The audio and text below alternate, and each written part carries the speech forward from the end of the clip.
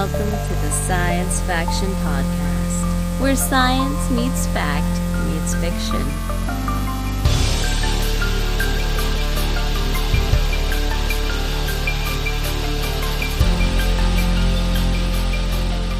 This is Science Faction for the week of March 9th, 2025.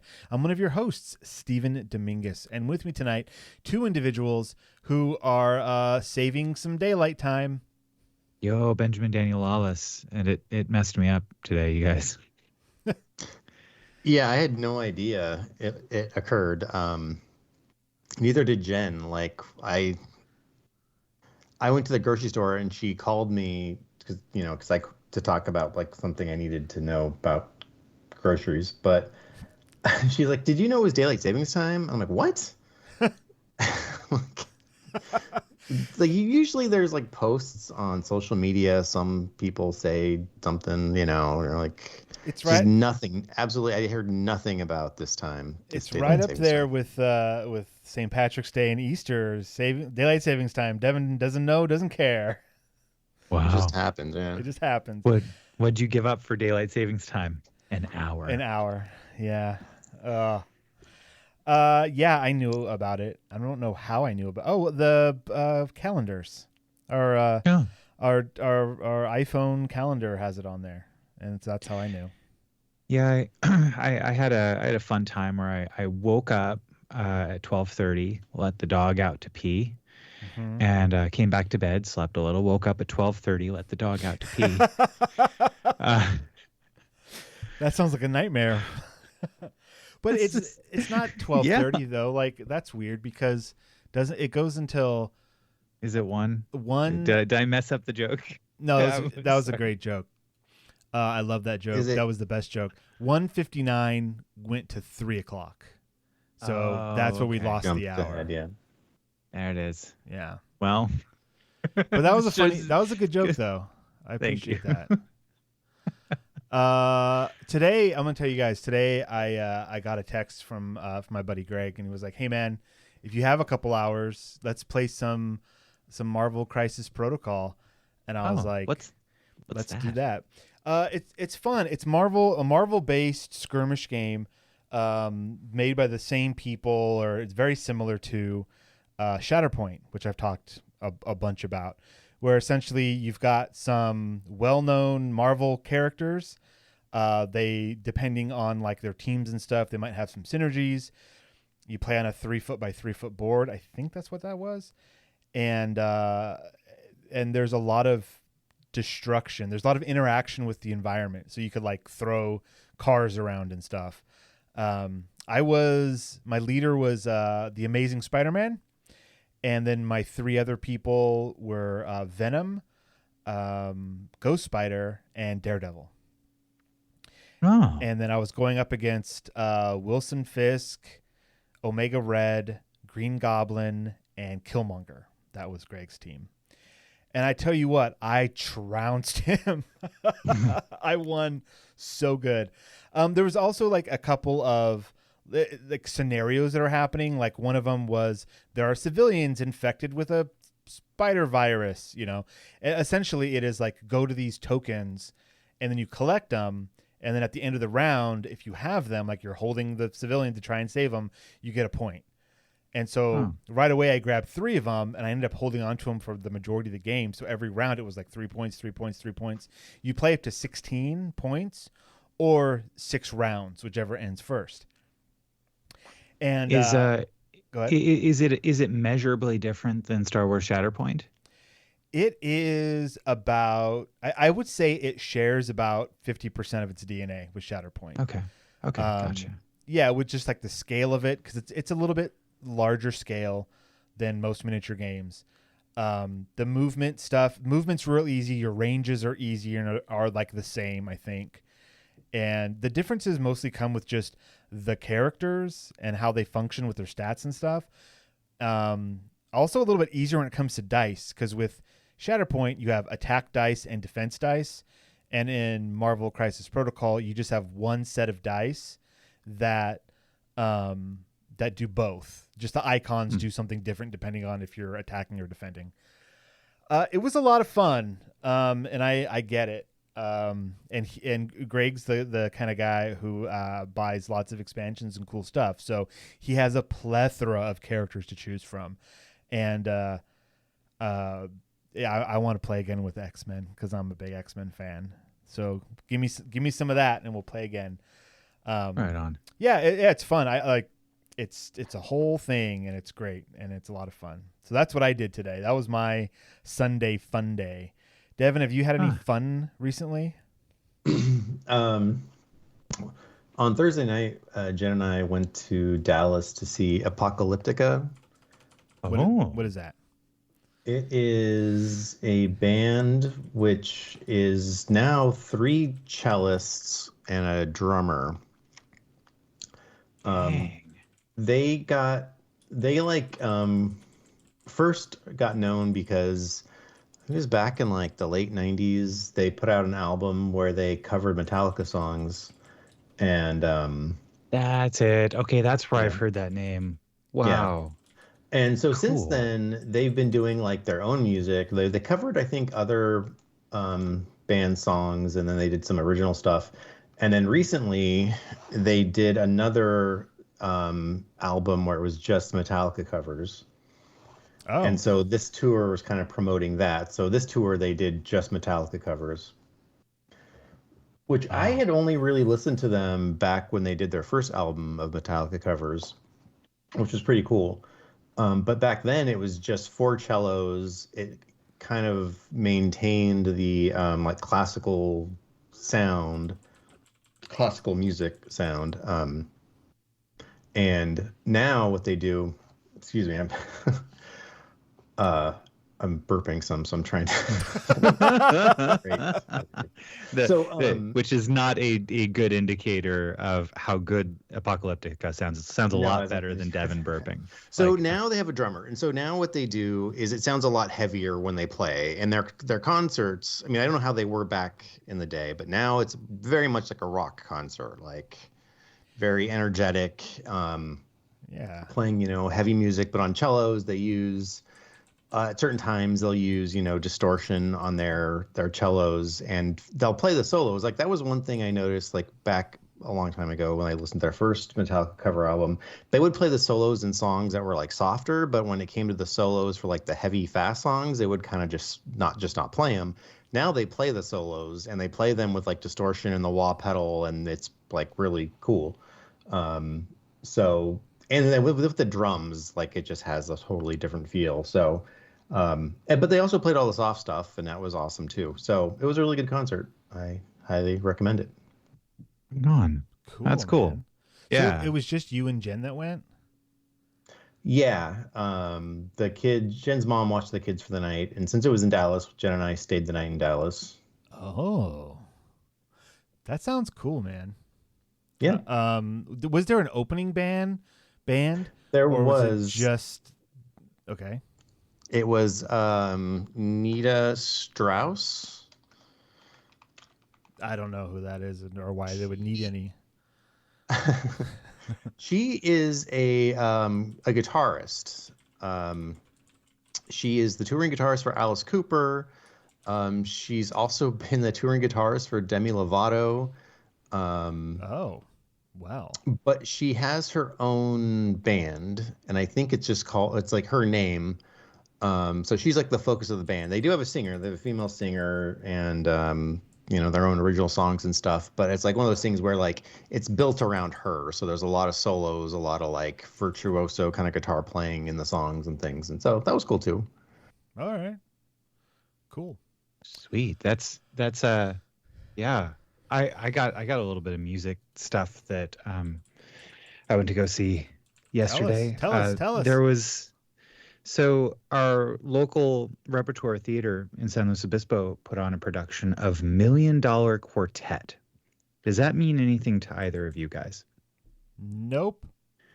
It didn't mean anything to me, but what it is it's a musical that is essentially like a dramatization of an actual event that happened, where it was an impromptu jam session recorded involving Elvis Presley, Jerry Lee Lewis, Carl Perkins, and Johnny Cash,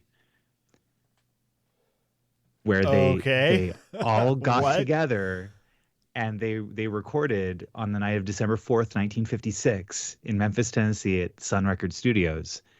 And you can listen to the 47 track thing, like the actual recordings that were released in 1990 under the name Million Dollar Quartet. I'm sorry, did you say 47 track? 47 tracks that I found on the Apple Music listing for it. Okay, that's why don't we know that this exists? Did you know about this, Devin? No. Get it together, man. I didn't either, but wow. So the show was incredible. It was originally written for Broadway. You can get the Broadway cast recording of it too, which I mean, just the music, the performances, it was all just unbelievable. Especially Jerry Lee Lewis, the actor who played him, was truly gave an unhinged performance. Unhinged. Well, so like they're all playing the instruments and singing like live For real life? in the performance. Yes. Okay.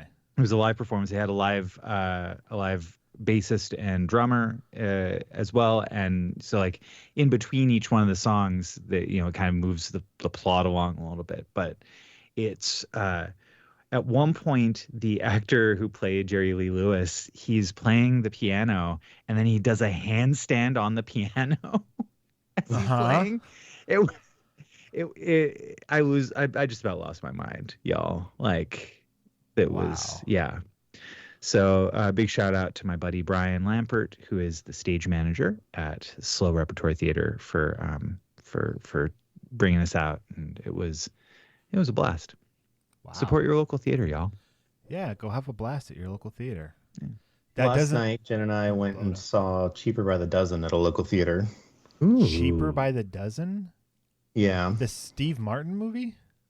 It's based on a play. The Steve Martin movie was based on, there's a book, and then there was a movie in the 50s, and then they made the Stephen Martin movie, and then I think they made the play. I think the play was actually written in the 90s, and then there's actually a version that came out like a year ago that went straight to Disney Plus, where Zach Braff was the dad. I only know this because we looked all this up after we watched the play. We were just curious about the history of it, so we looked it up. That's why I know all that now. I thought you just knew it all. Yeah. He just, that's just a thing that he knows. Just all good stuff Devin knows. Cheaper by the Dozen. There was something else I'm going to quickly mention. I know we're trying to do a tight hour here. Yeah, not gonna happen. It's gonna happen. We're gonna make it happen. It's gonna be fetch. Yeah. Felt dirty. No, we finished Wicked. We finished watching Wicked Part 1 here in this house with the children. Nice. And I gotta say, for something that I knew about it beforehand, that it was supposed to have like this really great music. I didn't think much of like any of the songs. Huh. Well, I haven't seen the entire thing. Jen and her mom watched it, and I came in and watched the end of it. And the last song they sing is "Defying Gravity," and I'd known that song because that's like one of the big hits from it, and our 4-year-old likes to hear it, so we listen to it a lot. Okay. I thought that was really good. I mean, it was the climax of the movie, so it was like a big, thing, and they kept upping the the intensity of it. But so I can't say anything for the rest of it. I thought that was well done. Okay. But yeah, I haven't heard. I think I have heard the entire soundtrack once, and I didn't find it that interesting. But yeah, that's it. I mean, I guess in a musical, play with musical, these numbers, if you will, can be amazing because not only is it singing, but it's like the choreography and the blocking and like all of it pulled together. Like I think you kind of have to take it like that, because just as a song, out of context, like for me, Defying Gravity wasn't good. But like Popular, which was like the other popular song, like that one, I was like, okay, this is a good little jingle. But I was looking forward to the Defying Gravity one because I had heard good things about that one. But there was a certain part of the song. I think this is what bothered me. There was we're at 15 minutes. There was a part of the song where it feels like it's going to go back to a chorus, but it doesn't. It like breaks the melody to then like start over. There's some way that song is constructed that where it like rubs me the wrong way. So that I understand that's a deeply personal opinion. The song is what it is, and if you enjoy it, great. My girls loved it, and Jeff Goldblum. He's the he was wizard. in it? Oh, I forgot. Yeah, he's the Wizard of Oz. Okay. And it's not often, and this is I guess spoilers for Wicked if you don't know it, but Jeff Goldblum playing not a good person can be very interesting because he can do a sinister pretty well, even though he was doing Goldblum things. Anyways, I mean, would you consider his character in Marvel in the MCU to be? I kind of consider him to be a villain. Yeah, he is Pretty sinister. in the MCU. Oh, that guy. In the Guardians. He was silly. Or Thor Ragnarok. Yeah, Ragnarok. Yeah, I mean, he was an antagonist, but I wouldn't say that he was like evil. I do recognize that that our definition of evil based on real life lately has gotten all out of skew, but oh yeah, he's pretty evil. All things considered, I don't know. Also, Daredevil Born Again, best Marvel property in a very long time. Let's move on to it's really good. Future or now, because we are going to do this in a tight hour. I'm going to make it happen. All right. I'm so excited about this. I'm going to go first. I'm calling this "Remember Me" as either the song from Coco or Bender. I thought I was thinking Bender. It's up to you. So this comes from Science Day that was published on March 6th of this year. The title is Highly Radioactive Nuclear Waste: How to Keep It from Oblivion. So this is interesting because this is a question of bookkeeping on time scales unfamiliar to humans. Sweden's radioactive nuclear waste will be stored in a sealed bedrock repository for 100,000 years. It will be hazardous for a very long time. So how can we ensure that humanity does not forget that it is there? What was that? Did someone hiccup? I hiccuped. Oh, okay. I couldn't stop myself and mute myself before I hiccuped. I'm glad I called attention to it. Yeah, thanks. You're welcome. Good thing that nobody noticed. Good thing that would have been embarrassing. Edited to make it seem a lot worse than it actually was. Researchers have come up with a proposal for how to keep the memory alive over generations. So this is, like I said, this is a question of bookkeeping. So they have a document, and it is called, it is a 42-page information file. Yeah, it is a 42-page oblong document with a yellow cover called the Key Information File, or KIF. It contains the most important information that a future reader may need about the planned final repository next to the Forsmark nuclear power plant in Sweden. It is divided into 3 parts: summary, critical information, and instructions for the future. Let's see, it was produced on behalf of the Swedish Nuclear Fuel and Waste Management Company. The idea is that it will keep the memory of the final repository alive. Let's see. The researchers tried to create a document enticing the reader to reread it and share it with others. I'm going to say that again because that's really interesting. The researchers have tried to create a document enticing the reader to reread it and share it with others. They're trying to make an instructional document a meme for the future. Yeah. They have used professional illustrators to make it aesthetically pleasing. While the text is easy to understand, there are mysterious characters on the cover. It is a coded message for the reader to try to solve. Through playfulness, the researchers want to create curiosity and enthusiasm. an instruction manual for people tens of thousands of years in the future to try and be playful so that they'll attempt to try to figure it out. Like that. Wow. That's so interesting. But language changes over time.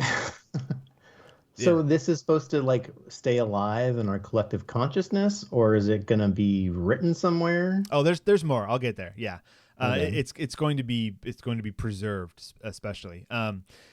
The language, but language changes over time. So does the interpretation of images and symbols. The document therefore tasks future generations with updating the information and transferring it to new storage media if necessary. It also provides suggestions on how knowledge can be kept alive. For example, by including it as a subject in school curricula or creating stories and other cultural expressions around it.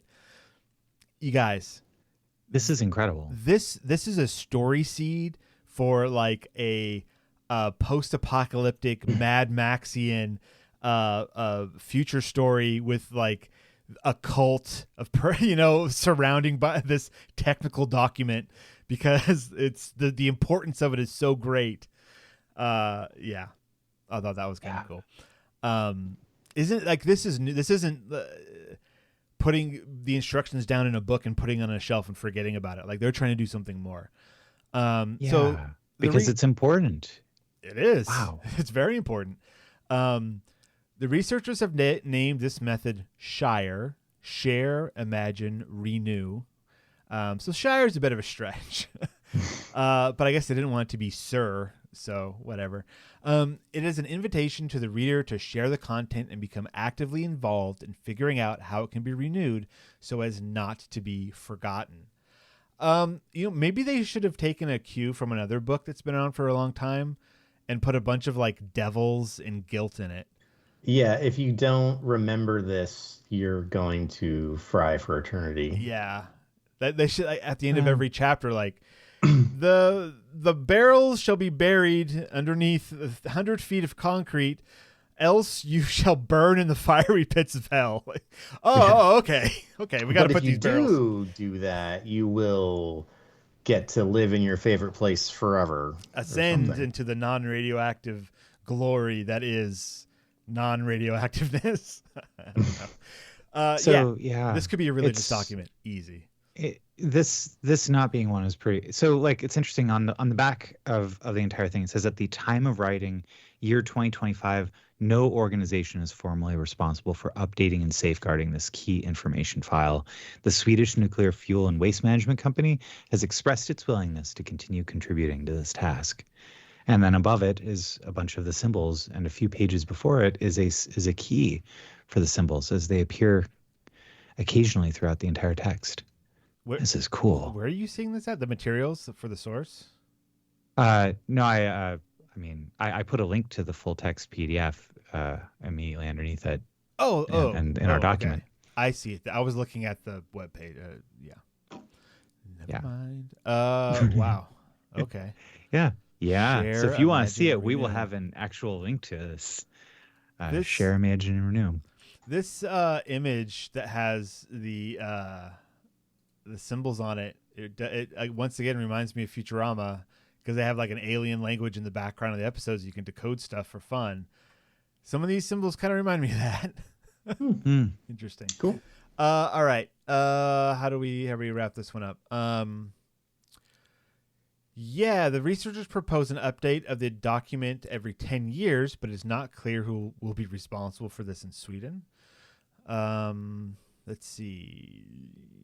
This seems very similar to the story we are reading right now. Yeah, too. It does. The idea now is that the document be kept at the Swedish National Archives. In addition, it has already been decided that it will be part of the major archiving project, Memory of Mankind. It is an archive founded in Austria in 2012, which aims to preserve humanity's collective knowledge for posterity on material that will last for thousands of years. Quote from Thomas Keating. I'll tell you who that is in a second. So it will be printed on ceramic tablets and placed in an old salt mine in a mountain in Austria. And of course, Thomas Keating is... Who's going to find it first? Postdoctoral fellow who led the research project together with Professor Anna Storm at TMT, Technology and Social Change at LIU. Linköping University, Sweden. I'm sure I butchered that. So yeah, I think that's pretty cool.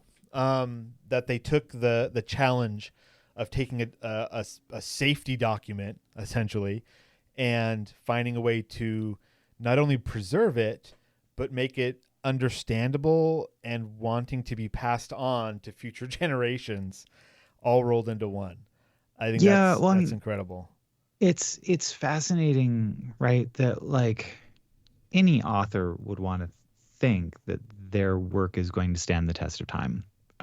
There are only a few documents that are historically important, but I don't think that, in the lifetime of the authors, would you ordinarily like get that kind of view about like, oh, how do we preserve this?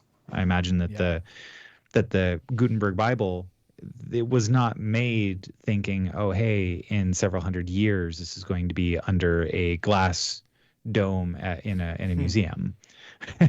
So like that idea that hey, we're writing this and making this document in such a way because like expressly because this is important information, that should not be lost. Like how do we preserve this? That's so fascinating to me. Yeah. Man. Salt mines. Get yourself a salt mine. All right. Get in there. All right, that's it for my my now and future. This library has one book. Yeah. Okay. What's that from? I don't understand the reference. Just this salt mine is a salt mine that is a library and it has one book. Like, hey, what do you want to check out today? We have one book. It's this yellow one. Who are they talking to? Someone working there? I mean, like you'd have a librarian, obviously. You must have a librarian if you have a library. You must. The existence of the book implies a library in a salt mine. It can be anywhere. This is very much like the Time Machine, the newer one, when there's like a holographic AI in the future in the museum that's answering the time traveler's questions. And then several thousand years in the future, he stumbles across this broken piece of glass and it's the AI still living in there. And he's like, oh, it's you. Yeah, that's what you need in your salt mine. AI. All right. What you got for this week for future or now, Ben? Well, I'm gonna file this one under calm down. Jeez. Okay. Well, NPR had its TED Radio Hour this week on March 7th of 2025. And it was about a neuroscientist's guide to managing our emotions.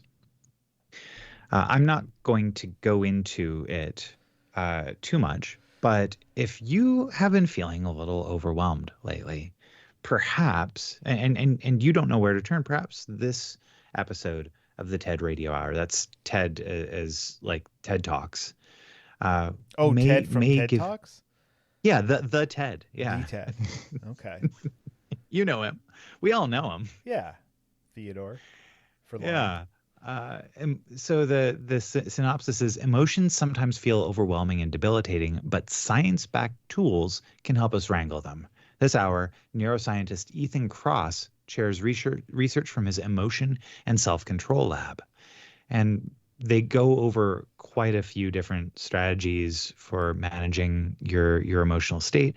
One interesting one that I found was taking like the example given was like someone was like, hey, if you ever come across somebody that starts talking to themselves in the second person, like, hey, get it together, Ben. Like that is a form of self-care, of like saying, hey, I'm going to give myself a little bit of distance from me and whatever subject I'm concerned about, and like give myself like the oh gosh, well, they reference Solomon's paradox, which is a paradox based on the character of King Solomon from the Bible, who famously was able to give amazing advice, but not to do what he needed to do based on his own advice, like, or receive good advice. So this Oh, idea he had here ADHD? is yes. Okay, got it. So the idea here was if you kind of talk to yourself, you can give yourself advice as if you, like, the person who is experiencing these issues is not the same person. You know what I mean? Like, you give yourself a little bit more distance. It's a really good episode, and shout out to my wife Nicole for sending that to me, as I have been a little overwhelmed lately. So it's overwhelming times that we live in.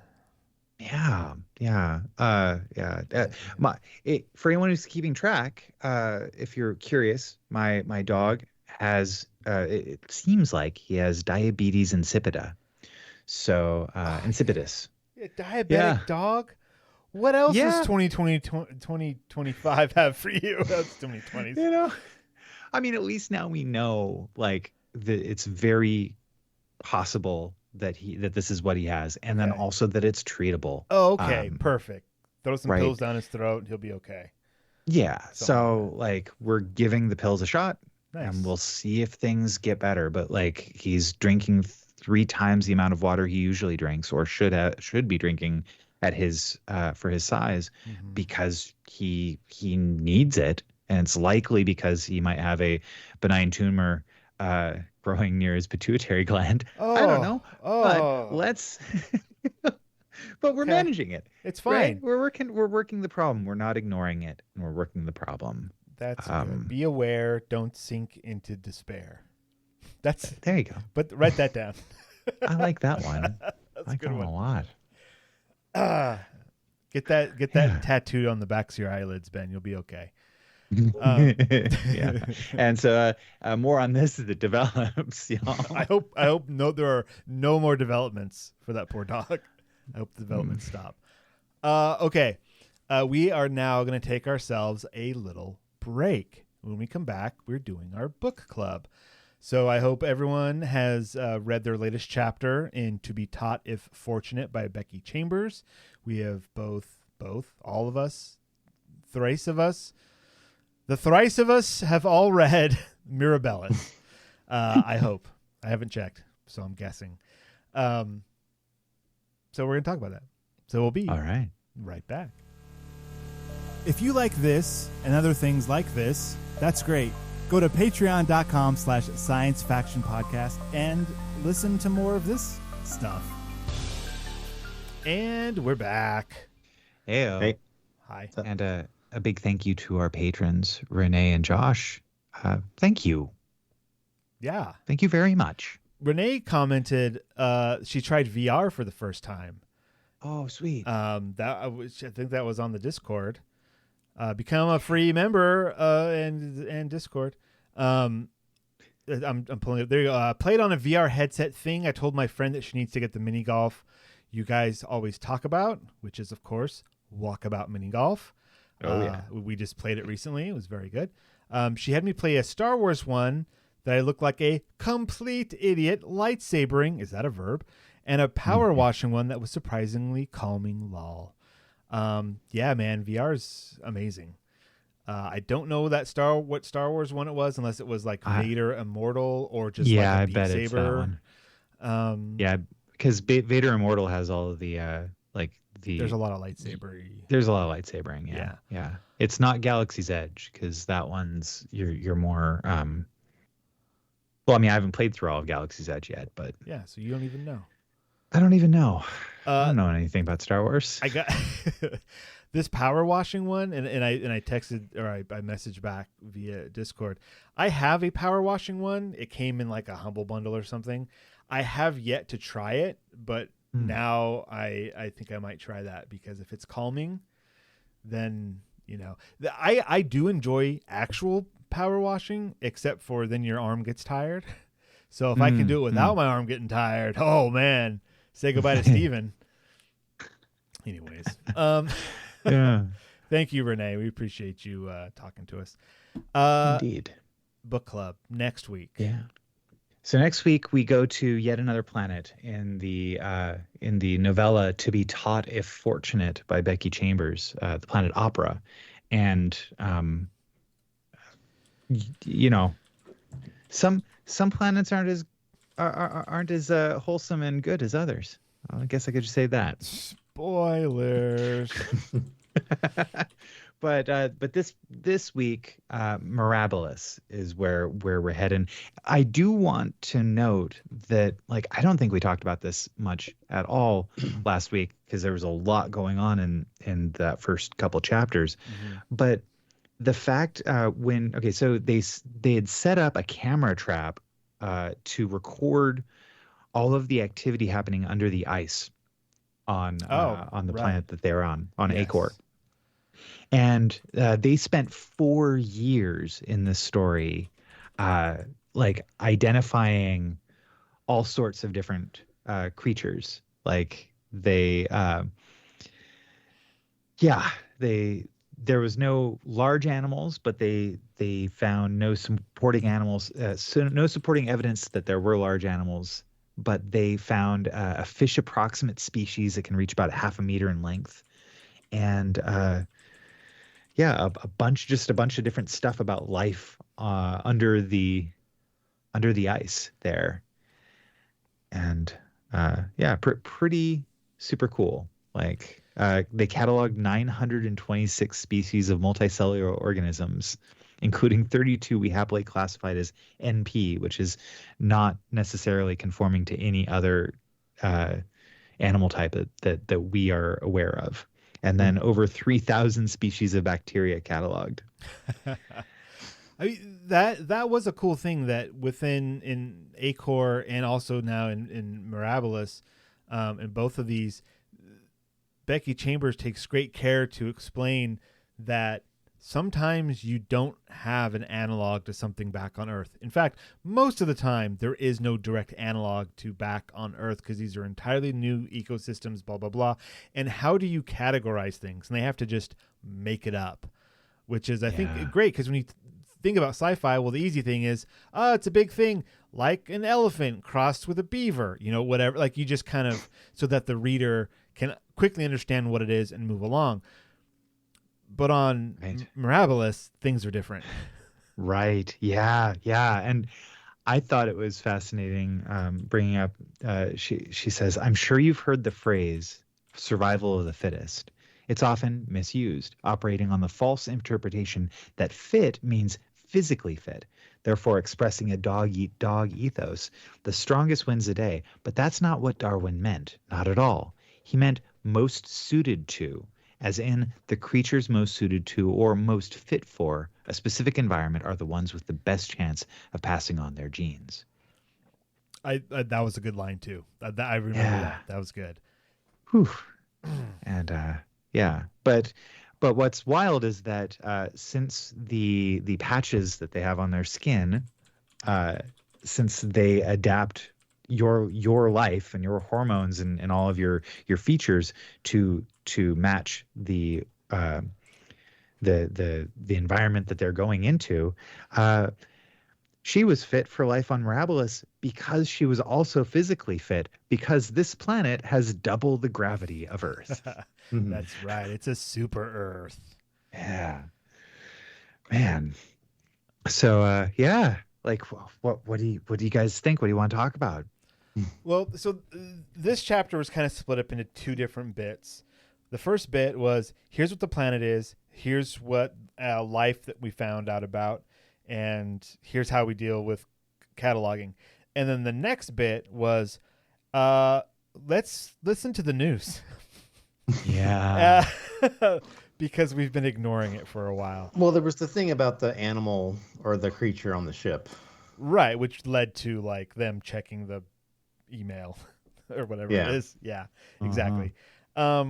So the planet they described like just bizarre creatures that did not fit an analog. There was no bilateral symmetry, it sounds like. they landed in what was like appeared to be some kind of grass, but upon further inspection, it was like these corkscrew-like animals. Like there's just, it was so weird, and it was handled with care, just like all of her books. She handles everything with such care.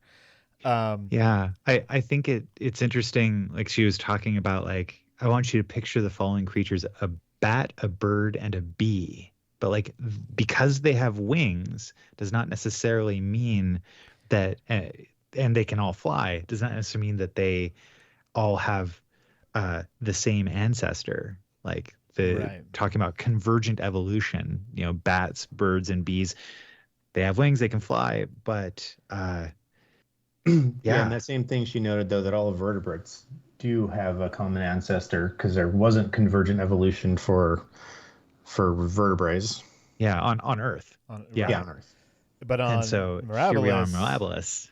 It was what, three different types of convergent evolution happened that all gave the spine or whatever. Yeah. Incredible. And they also, another image that sticks out in my mind was that they were like, she was like, hey, remember those old pictures where it was like, here's the dinosaurs of the Jurassic period, and like all of the dinosaurs that they could possibly think of from that period were all on the same lake shore, how would never happen in real life. And like, well, actually here on Mirabilis, there's just there's animals everywhere. There's just stuff. It's teeming with life.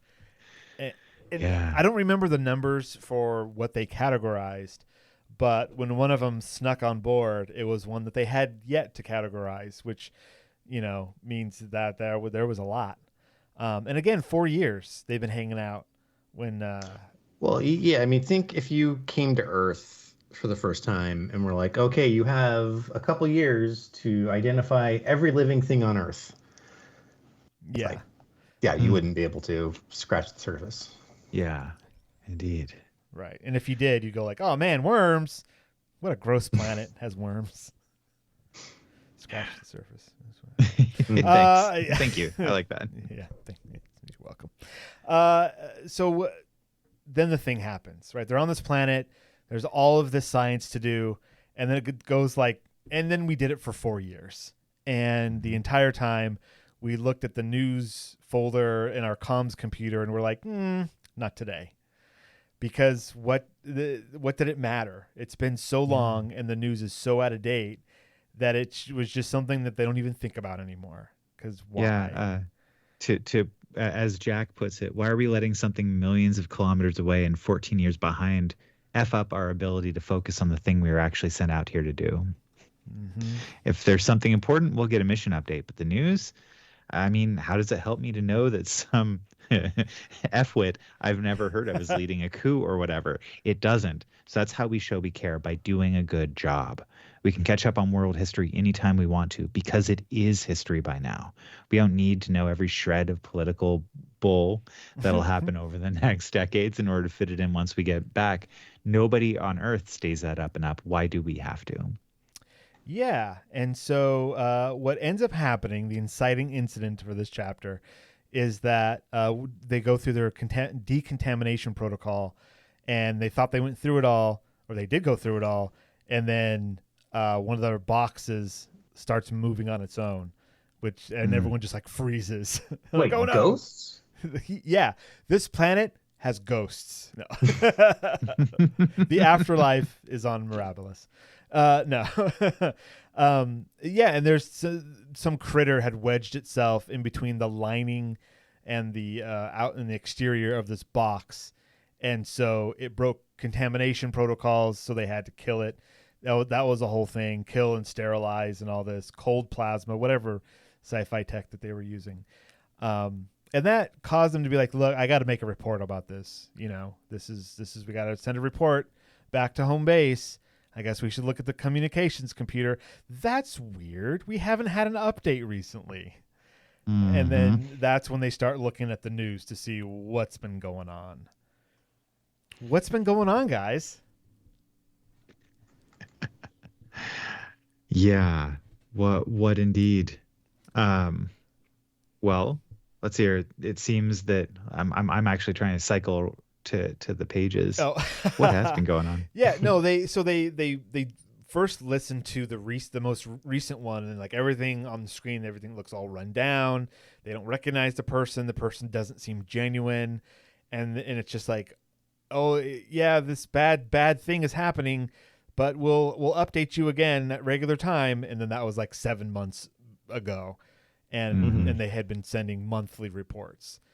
And so then they're like, oh, we need to work backwards on this and figure it out. And it turns out that there was like some kind of either war or coup or a thing happened, and now there's like no more funding, or like nobody cares about this. It was that it was just brought to a point where like things were so bad on Earth that nobody could like bother with the space stuff anymore.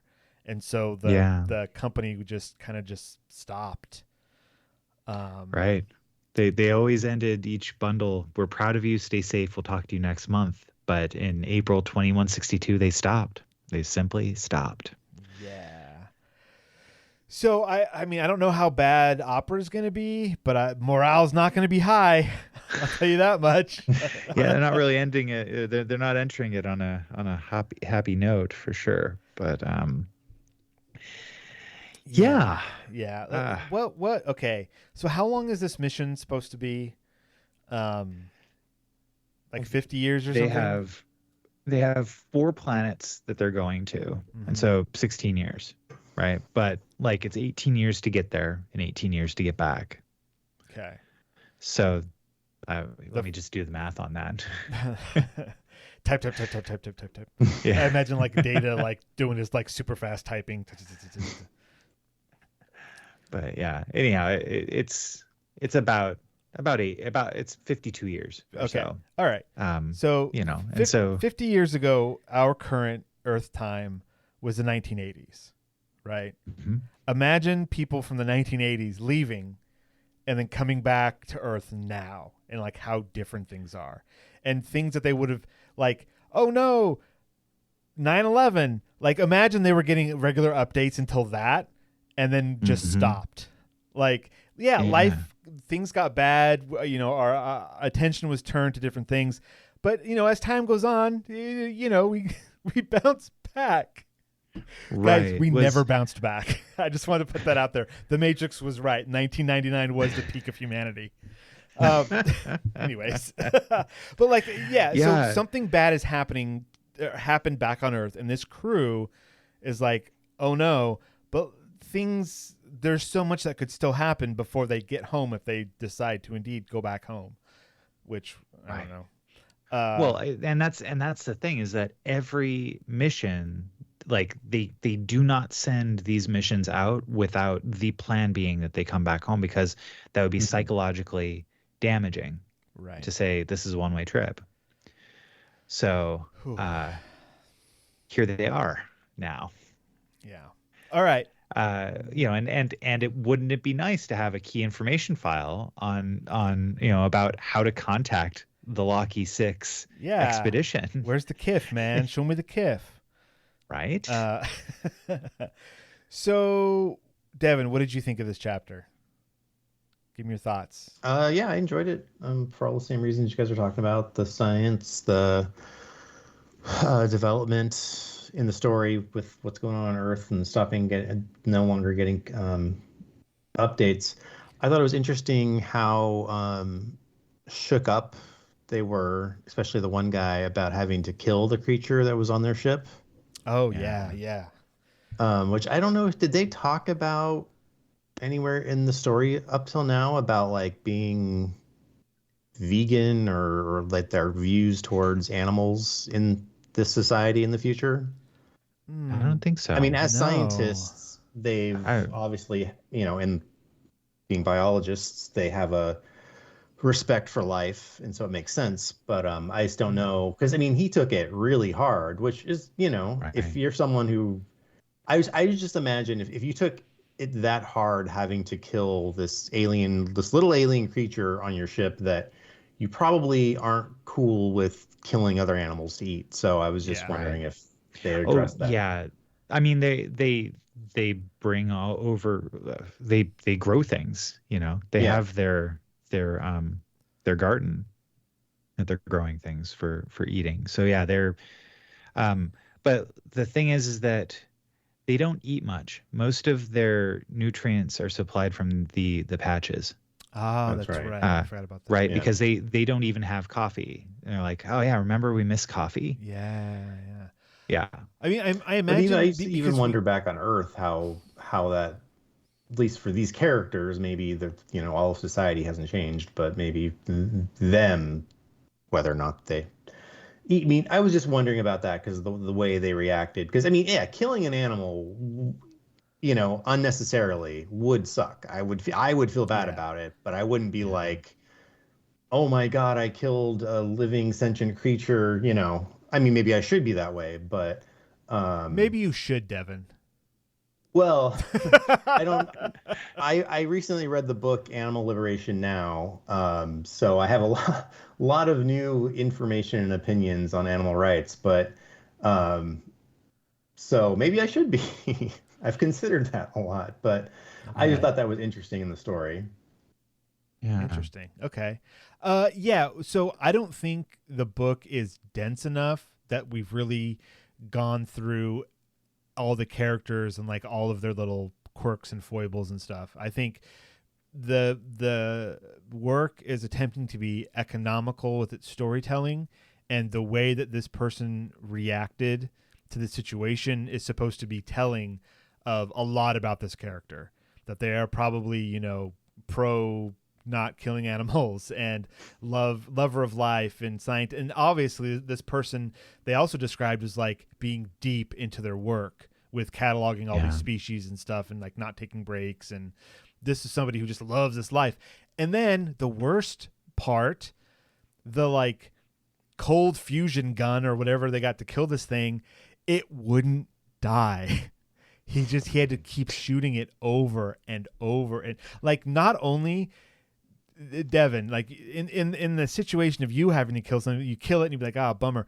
But like if you like had to like choke it out and then it like kept breathing and then you had to like choke it some more, like that part is even more damaging, like even harder. Like if you quick stomp on a spider, you're like, oh, okay, it's done. But if you had to sit there and like choke it to death, like it turns into a very different situation. So yeah, I imagine he is not going to recover from that. Is how I see that situation occurring. He's scarred forever now. Okay, Ben, you tell me what did you think about this chapter? I mean, I think it's so fascinating. Like everything that we've talked about so far, like just yeah. I mean. Mind you, this is all colored by the fact that I immediately, I finished reading the novella and then I immediately said, hey, let's all read this. And I've been rereading it immediately after, right? Like, I don't usually when I reread something, I let there be a little space in between. Okay. Well, let me ask you this instead then. Yeah. Our reactions to this chapter, now that you've finished the work, by rereading or listening to our reactions, are you getting anything else out of this story? Is the story different now that you're rereading it and you've already you know how it ends?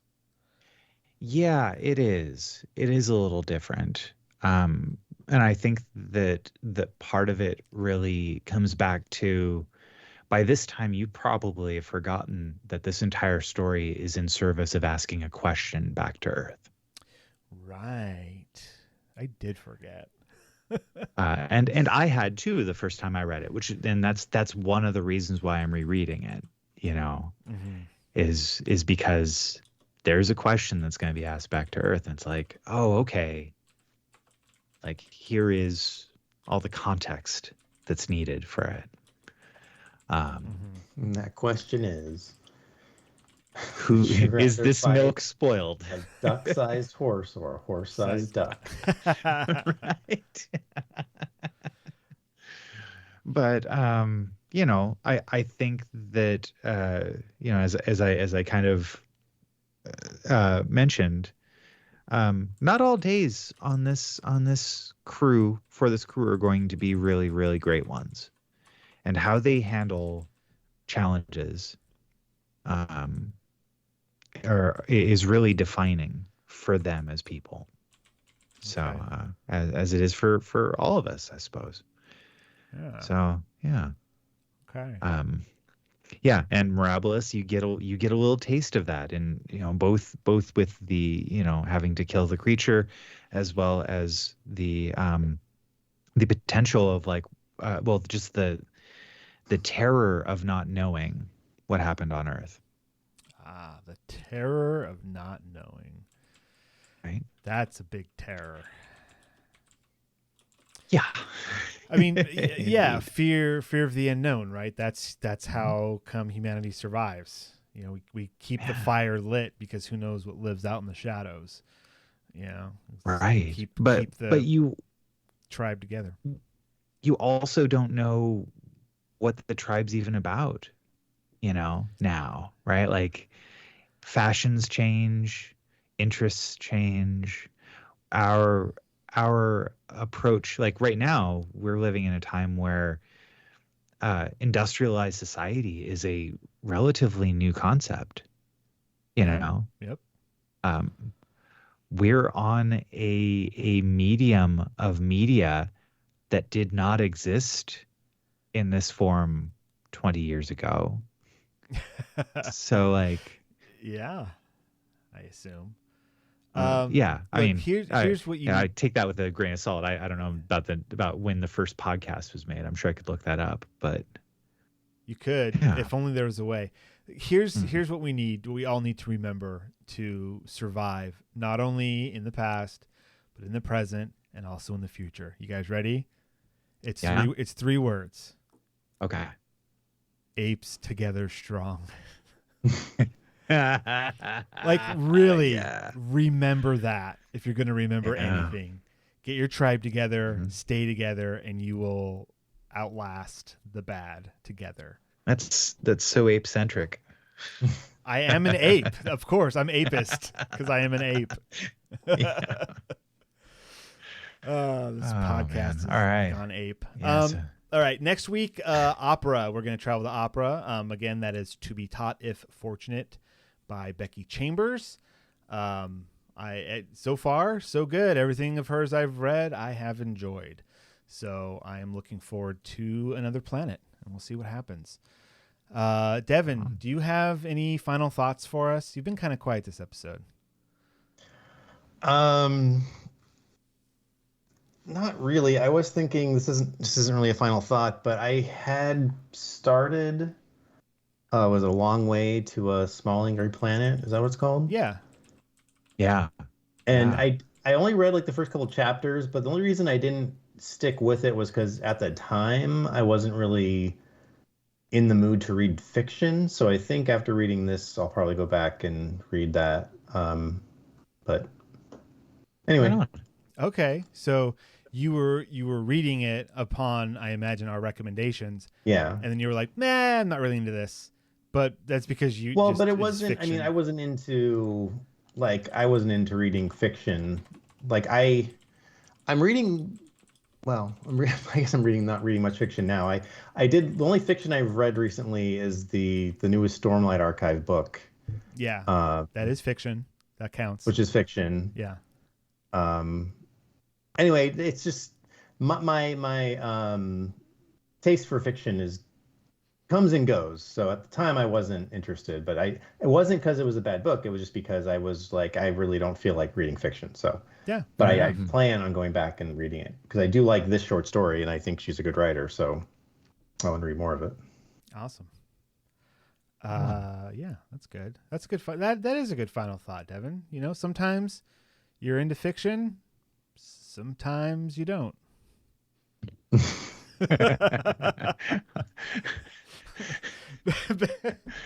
Yeah. Ben, sir, Daniel. Yes. Do you have any last words? I just want everybody to remember 8 bees can kill you, but if you add one more bee, you are safe. It's B9. Good night, everybody.